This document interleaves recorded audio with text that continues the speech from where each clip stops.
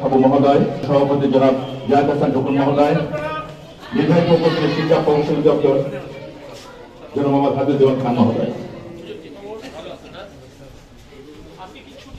এই প্রকল্প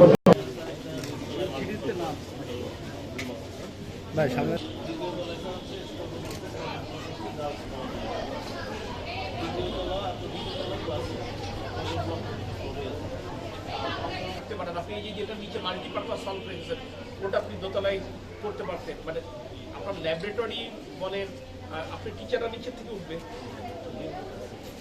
ওইখানে। আপনি তো মনে করেন স্কুলে আপনারা এত আধুনিক চিন্তা করেছেন, খুবই ইতিবাচক যে আপনারা লিফটের কথা চিন্তা করেছেন। এই প্রত্যাশা আমি মনে করি আমরা কেউ এতটা প্রত্যাশা করি না। বাচ্চাদের যে বয়স তাতে 6 তলা পর্যন্ত সিঁড়িতে ওঠা নামা করাতে আমি মনে করি স্বাস্থ্যের জন্য তাদের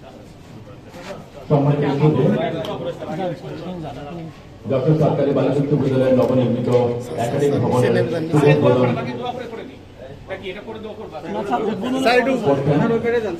গণপ্রজাতন্ত্রী বাংলাদেশ সরকারের জ্বালানি মাননীয় প্রতিমন্ত্রী জনাব মানিকুল ইসলাম অমিত মহোদয় এবং আমরা